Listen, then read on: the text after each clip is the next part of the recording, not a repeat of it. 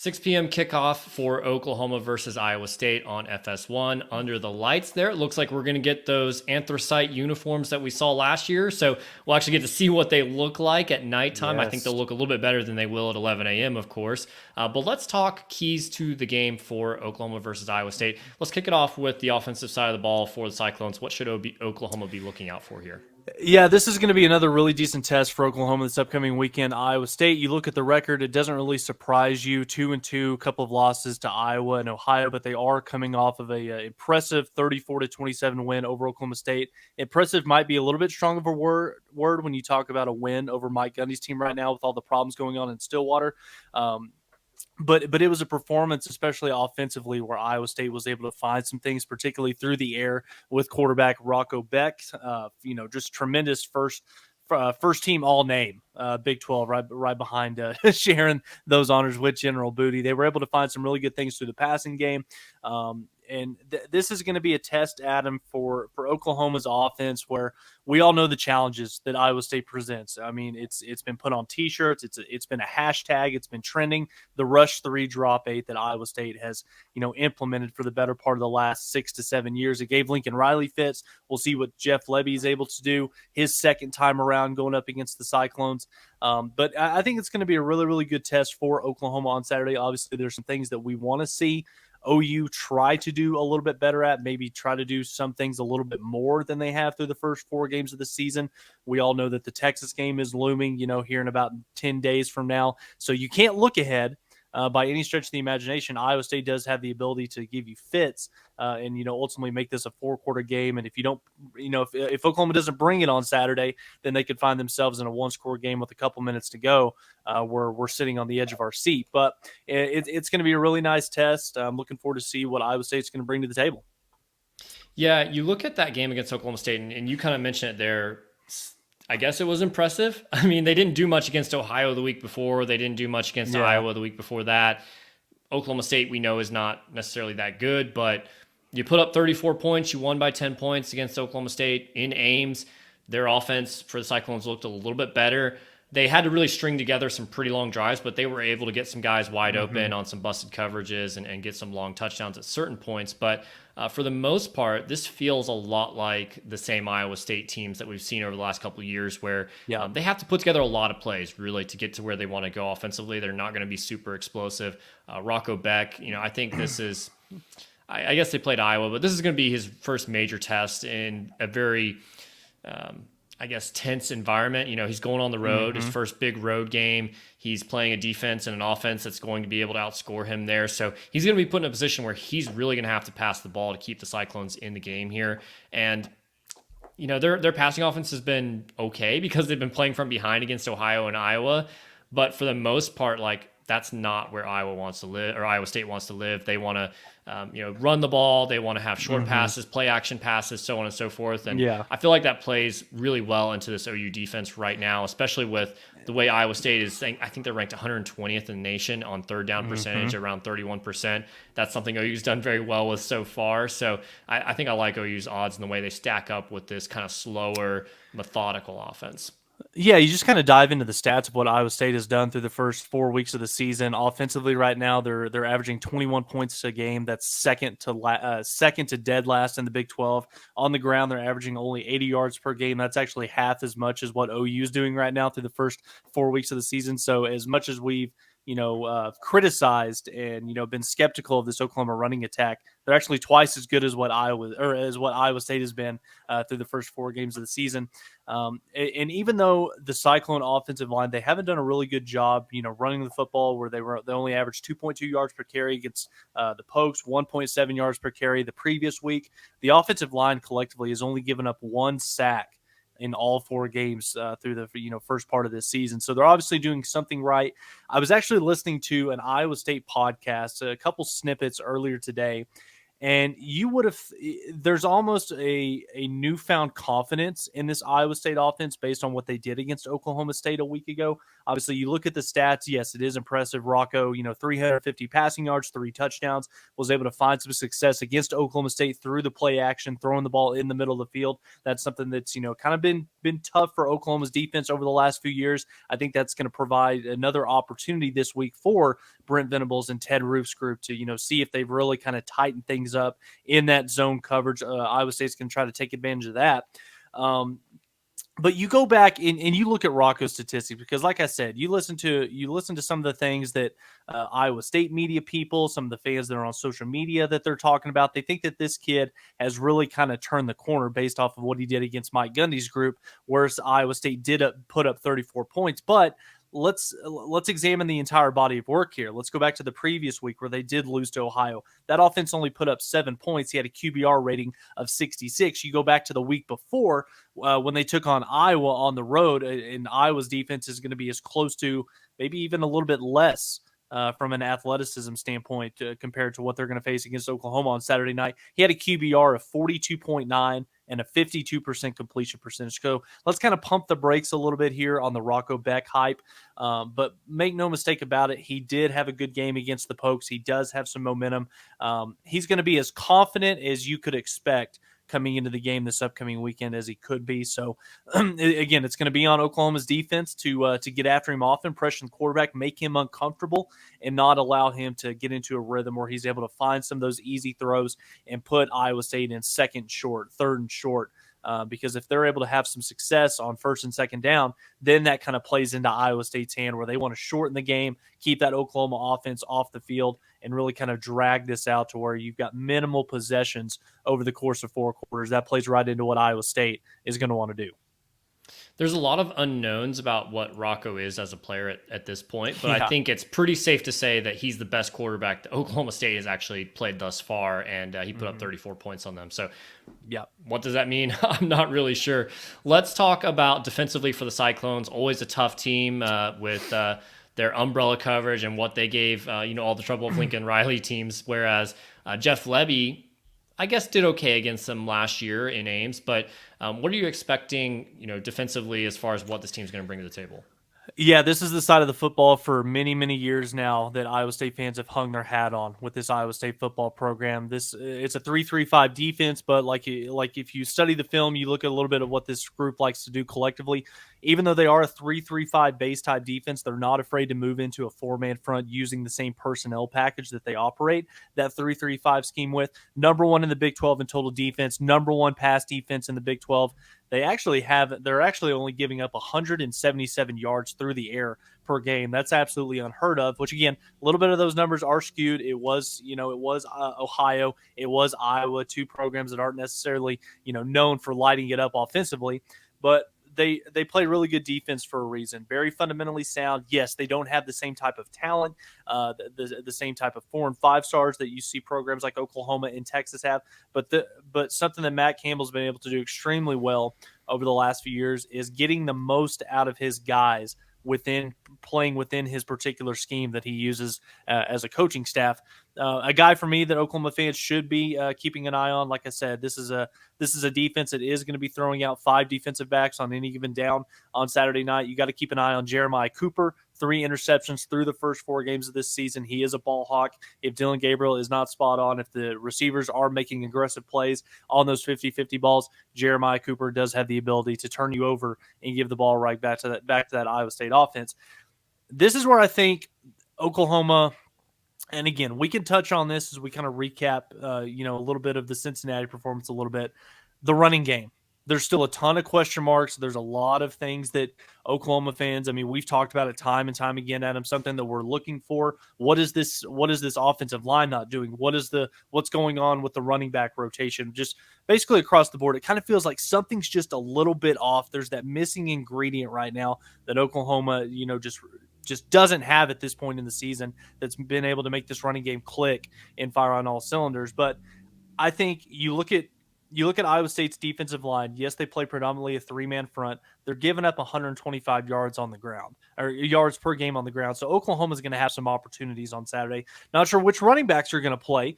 It could be any of the 4 that we've seen over the first few weeks of the season. They might throw a couple of the freshmen in there. Hell, they might even throw Chapman McCown in there. I wouldn't put it past Jeff Levy and DeMarco Murray with the way that we've seen this running back rotation, those carries getting split. But yeah, I think Oklahoma's going to have some success on Saturday night. I'm glad that we're playing a team that's good defensively after the outing against Cincinnati. This offense, we've seen yo-yo, either scoring more than 65 points or less than 30. And it's hard to make sense of what exactly is going on there. So here's an opportunity where we've got probably a better defense than Cincinnati, even though I think Cincinnati may have had the better individual player in Dante Corleone.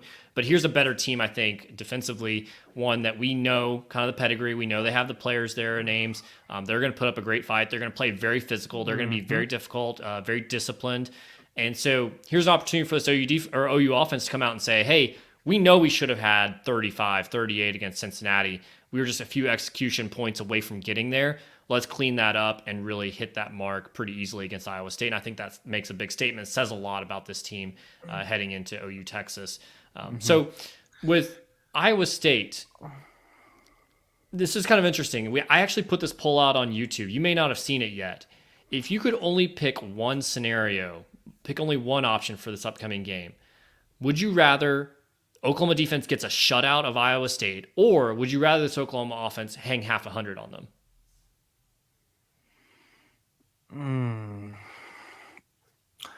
I could go both ways on this, and I'm trying not to look ahead one more week and talking about, okay, well, what's this going to do? How is this going to look going into the Texas game? What happens on Saturday that's going to make me feel better about what happens at the Cotton Bowl? I think I'm going to go shutout. That's a really good question. I'm curious to see the results of that poll. I'm going to flip it here because this has been a defense that Iowa State has deployed over the last 5 to 6 years that has given Oklahoma fits. It doesn't matter if it was Baker, Kyler, Jalen, Caleb. They gave Oklahoma fits for the better part of the last 5 to 6 years. So if Dylan Gabriel, and I'm going to highlight especially our wide receivers and our running backs, if you can go out there and score 50 on this Iowa State defense, I think that does nothing but give the fan base as a whole, the coaching staff, but especially the players in that locker room, a ton of confidence going into Texas here in the next 7 to 10 days. 77% so far on YouTube are saying they would rather see the shutout. So initial instinct you had there, that's interesting to hear your thought line. I think I would go with the shutout scenario simply because it is just another, solidification of what we've seen so far, that this defense has truly turned the corner. And the offense, I feel like, the defense is doing all the little things right. We're seeing 30 different guys play on Saturday against Cincinnati. We're seeing very few missed tackles. We're seeing them come up big in clutch time plays, so on and so forth. Whereas the offense, I feel like those things are fixable throughout the season versus missing tackles in weeks 1 through 4. You're not fixing that in week 5 and 6. I think the offense is fixable to the point where I feel really confident they'll get it together at some point. But see, to a degree, I think that it makes you a little bit more worrisome if Oklahoma can't figure it out offensively this weekend against Iowa State. If you go out there and it's a little bit of a lackluster performance, you leave a little bit of meat on the bone, you only score 20 or 24 points against this Iowa State defense. And again, make no mistake about it, when we came into this season, I was actually kind of excited about the fact that we did have Cincinnati and Iowa State as the two teams in the buildup to Texas, especially with what those two teams possess on the defensive line. You talked about Dante Corleone, and then you fast forward a week to Iowa State, the number 1 overall defense in the Big 12. These are two really good units that Oklahoma will have played after Saturday night that I think just gives them all the confidence in the world if they can go out there on Saturday night and execute on both sides of the football, because that gives you a lot of confidence going into Texas. We know that game's been circled, for 357 days ever since that 49-0. I'm sure 49-0. If it's not already, plastered all over the Switzer Center, it is going to be come, midnight on Saturday. But yeah, I still think that Oklahoma scoring 50 on Saturday would give me a little bit more confidence than if OU pitched a shutout. This Iowa State offense is not what I don't even think they're as good as what Cincinnati has. The skill guys are nowhere near as good as what Cincinnati possess. Rocco versus Emory Jones. Okay. A little bit of a different skill set. Rocco's not going to try to beat you with his legs, whereas Emory does possess that threat. So if Oklahoma can go out there on Saturday, cover the spread, put up a dominant performance, and the big thing for me, stay healthy. Have your guys sitting out of there by halfway through the third quarter. That's going to be big for for the recovery and for Oklahoma putting their best foot forward on October 7th against the Longhorns. But yeah, it's going to be a lot of fun.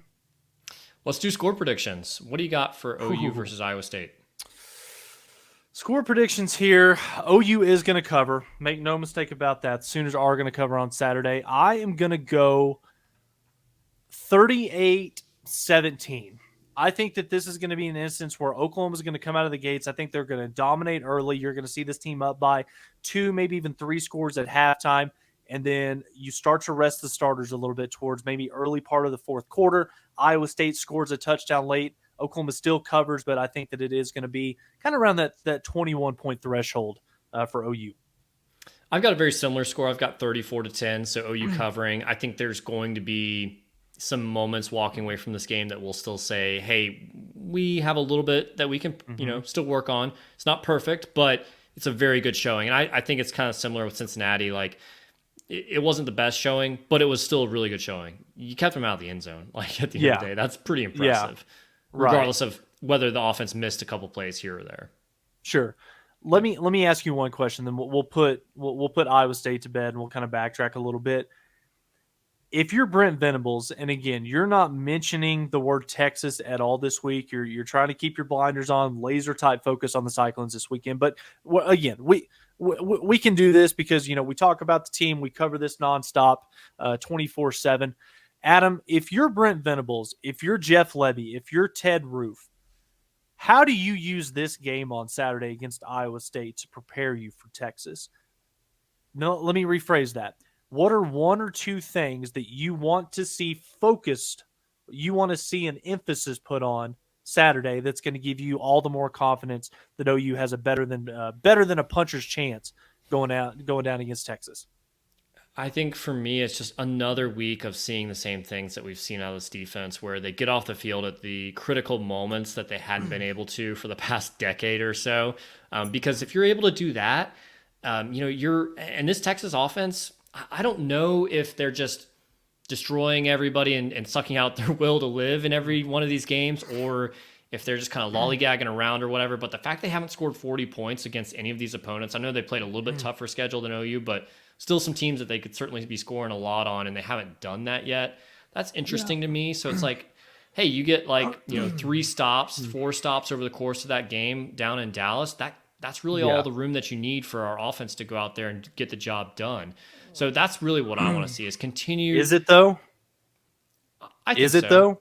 I think so. Yeah. So you're more bullish on OU's offense right now than I am because for me, I think that there's 2 things that I want to see on Saturday that's going to make me feel better about the Cotton Bowl. It's number 1, finalize your starting 5 offensive linemen and put a good performance together with these running backs. Go out there and rush for a couple hundred yards. Basically, put yourself in a situation where coming out of this game on Saturday night, whether it is Tawee Walker, whether it's Barnes or Sawchuk or Major, coming out of this game without a shed of doubt who the number 1 and number 2 running backs are going into Dallas. And then the number 2 for me, this might be an overstatement, but this is where I'm at, Adam. OU's ability, to beat Texas in 2 weeks hinges on the arm of Dylan Gabriel. Dylan has to play his A-plus game in Dallas for Oklahoma to have a shot. So I want to see big play DG, being aggressive, throwing the ball down the field, play turnover free, take care of the football, but also take some chances. Feed 3, 4, and 5. Farouk, Anderson, Anthony. Those are the 3 best players on your offense. We thought the wide receiver position was going to be a huge question mark. That's been answered through the first 4 games of the season. That's the best position group on offense. Feed the ball to those guys. Get it in the hands of Drake Stoops, Gavin Freeman, and just do what you do best. Get rid of the 2 tight end look. Let's see some more 4 wide receiver, 1 running back type sets. Throw the football downfield. Utilize your best assets, and I think that's going to give you the best chance to win, not just this Saturday, but for all the Saturdays throughout the remainder of this season. I agree with you. I can't erase what happened in the first 4 games in my mind of this offense not being able to run the ball, not knowing who the feature running back is, or even throwing out Tawee Walker against SMU and it works, and then we don't even see him the next game. So I just don't have a lot of trust that that's going to be totally solved or fixed going into Texas. So that's why I just want to see continued growth from the defense there. Let's talk about our stock up, stock down heading into week 5. We call this Hoisting the Jolly Roger or Walking the Plank because it's brought to you by CrimsonCaptain.com. It's where you're going to be able to get all the recruiting news that you want, all the film breakdowns, all the team notes, a lot of updates, really honestly. And it's kind of refreshing because Captain's updating this site with all sorts of information, even on game dates when a lot of other sites have kind of shut down and just let game day chatter take over. We just got another update. Yeah, I don't know if you're talking about the one about Daniel Akinkumi. That one posted about 20 minutes before we hit record here, and then there's some really interesting notes. It's kind of cool to follow because Captain puts out the notes basically as he gets the information, so you kind of get to follow along in real time. A good example of that is kind of some interesting notes about potential flip targets that might be at other schools that maybe aren't winning as many games right now. So check it out, CrimsonCaptain.com. You won't be disappointed there. Well worth your money. Let's talk, though, our stock up, stock down. Tyler, who is going to be your stock up from week 4 going into week 5 that's going to be hoisting the Jolly Roger? I'm gonna specify one particular player here, but this also kind of goes in line with the entire defensive group. OU's defense on Saturday is my huge stock up. Coming into this game, Cincinnati was averaging 240 rushing yards per game. Oklahoma gave up 141. They contained Emory Jones, forced a couple of turnovers, really made his life very uncomfortable through those four quarters on Saturday. And the biggest thing for me, Adam, something that's been really, really difficult for OU defense for the better part of the last decade has been getting off the field on 3rd and 4th down. You're continuing to see progression being made by this unit over the course of the first 4 games. On Saturday against Cincy, 3 of 15 on 3rd down, 1 of 4 on 4th down. And this is where it really hits home for me. Stock up for me, if I'm going to touch on one player, it's Jaren Kanak. I think that Jaren played his absolute best game in an Oklahoma uniform on Saturday. He was flying around, making plays all over the field, both in the passing game, also in run stop, containing Emory Jones, really making his life a living hell. And I think the biggest thing for me, Adam, and again, I don't want to pick on anybody, but Jaren Kanak, you see Danny Stutzman taking such a huge leap over the first 4 games of the season. I think that Jaren Kanak also plays kind of a big part in that because I think that from an athletic standpoint, Jaren is leaps and bounds better than what we had a year ago at that position with David Agwebu. And I think that that's really given Danny an opportunity to make some more plays, to be able to do his job effectively 100% and not have to worry about, am I going to have to cover for somebody else not doing theirs. So I'm going Jaren Kanak in this Oklahoma defense. It was a fantastic performance on Saturday, one of the best performances I can remember in recent memory, and we'll see if we can't build on that 2 weeks in a row. My hoisting the Jolly Roger is very similar, although I thought about picking the guy we just saw here on the highlights there if you're watching on YouTube. Yeah. Thought about Zach Schmidt very quietly, 2 field goals, no drama or anything like that, so that's good to see. But I'm going with the 4th down defense as well, more specifically there.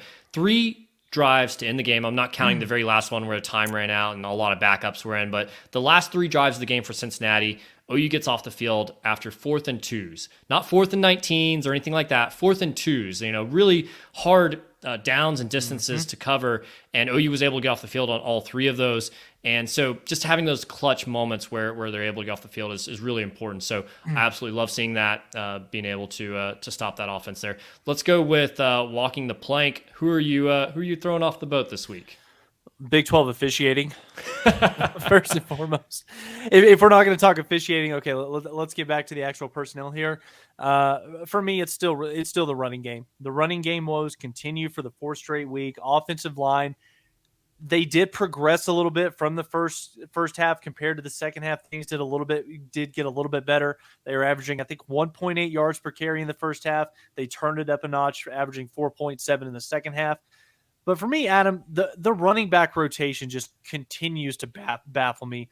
I'm not really sure that we can get a straight answer on why certain guys are getting the ball, why others are not. Why do certain guys get reps one week but not play the next?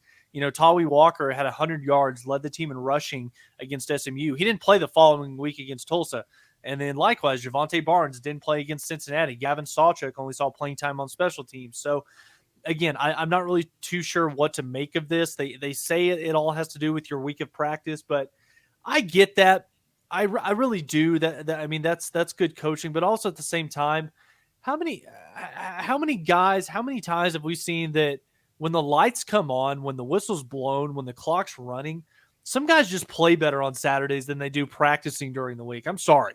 I Yep. mean, give your guys an opportunity for Oklahoma to get to where they want to go, to accomplish those goals that they set out at the very beginning of the year. I know he's done a lot of good things from the program. I know he's a nice kid. He's a really good interview. Marcus Major in Big 12 conference play cannot be getting the bulk of your reps at the running back position. I'm sorry. I know he had a really good carry on the 3rd and 19 against Cincinnati. He picked up 19, kept the chains moving, but you've got to figure out a way to get your more talented guys, get the ball in their hands, give them an opportunity to get into a rhythm, to get more comfortable, running behind this offensive line. Because if you can't run the ball in Dallas in 2 weeks, I don't give Oklahoma much of a chance whatsoever. He had about 31 of his 65 total yards on that one drive in the third quarter where just ran down the field, 75 yards, scored a touchdown with Dylan Gabriel's 2-yarder to cap it off. So, yeah, interesting. I wish they would give some other guys more opportunities, or just go back to your bread and butter with the GT counter on that. Let's talk about this, Adam. I mean, again, what do we think could possibly be going on? Are you buying this? It's all based on what they do in practice, or are Barnes and Sawchuk more hurt than they're letting on, and that's why we're being forced to go with Tawi Walker, who, again, I think Tawi's our best running back at this moment right now. But what do you think? What do you think's going on? Because this team is too talented. There's too much talent collectively in that room for DeMarco Murray to be trotting out Marcus Major for 15 plus carries a game.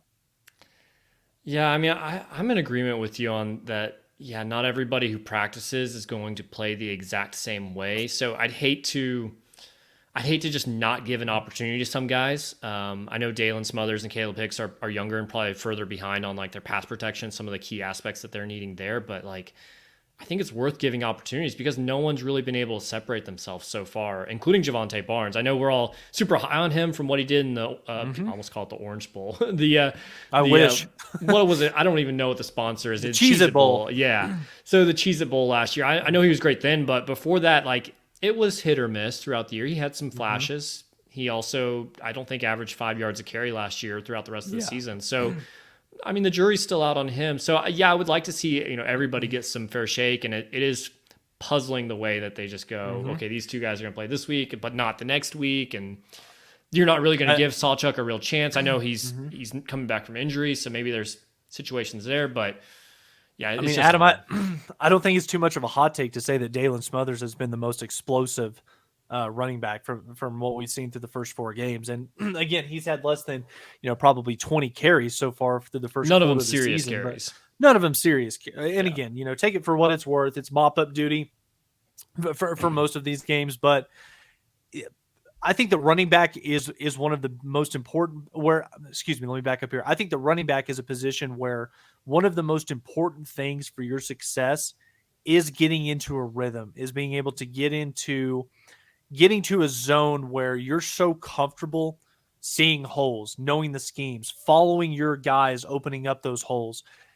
And if you're not able to knock off the rust off of those tires, and Javonte Barnes, Gavin Sawchuk, both coming off of injuries, both maybe having some nagging injuries to the first 4 games of the season, if you're not able to give those guys consistent carries over the course of a couple of games, unless Jeff Lebby is doing the ultimate fake out where he's saving these 2 guys and they're just going to run wild in Dallas in 2 weeks, which again, I don't think that's the case. But unless that is how this is going to go, why in the hell would you not want to use SMU, Tulsa, Cincinnati, Iowa State to get those guys confidence, to get those guys, knock the rust off the tires? That way, when you go into Dallas, you're ready to go, and you're not utilizing the Texas front 7 as your opportunity to see, well, maybe Gavin's got it today, or maybe Javonte, maybe this is the game that he can find a little bit of success. That's the best defense you're going to play all year long. And I just don't see that happening. But again, I'm not coaching. Maybe they've got a bigger plan for what's going to happen the rest of the season, but you got to change something up here. It's almost as puzzling as the 3 quarterback system that Mike Gundy implemented, because like nobody could ever get in rhythm in that. So sorry, go ahead. It's similar. It's all similar to just I was going to say give your it's guys some almost opportunities. Yeah, and it's almost as puzzling as why we continue to trot out Austin Stogner on on Saturdays. And again, I don't want to harp on Austin, but again, he's not what you need. Yeah. Let's wrap it up here with my stock down or walk the plank and just more negativity. I'm making Gavin Freeman walk off the boat this week. I still think he's got some big returns in him the rest of this year, but just the hype that he got in the preseason as a receiver, and he really hasn't done much since that punt return. He really hasn't done much receiving. I don't know, and probably some of this fault lies in how he's being utilized in the offense, and he is behind Drake Stoops, who's going to be a little bit more sure-handed, a little bit better blocker there. So I don't know. Maybe there's some different ways that he could be utilized in this offense, potentially to kind of get him going there, so he's able to produce a little bit more. Well, I think I would just like to see them utilize his skill set a little bit more than what they're currently doing for him. Like, yes, I know he's dynamic in the on special teams and the punt return game, but really what we see him do offensively, it's nothing but jet sweeps and quick outs and things like that. He's got elite burner type speed. Give him an opportunity to make some plays throwing the football down the field. Let him run some of those crossing drag routes that we've seen be so successful both at college and the NFL level, where you're able to line a guy up and run him across the field, force a linebacker to chase after him, getting the ball in space where he can turn upfield and make a play. But yeah, I think that's a good one. Well, let's see if this can't be the Gavin Freeman week against Iowa State.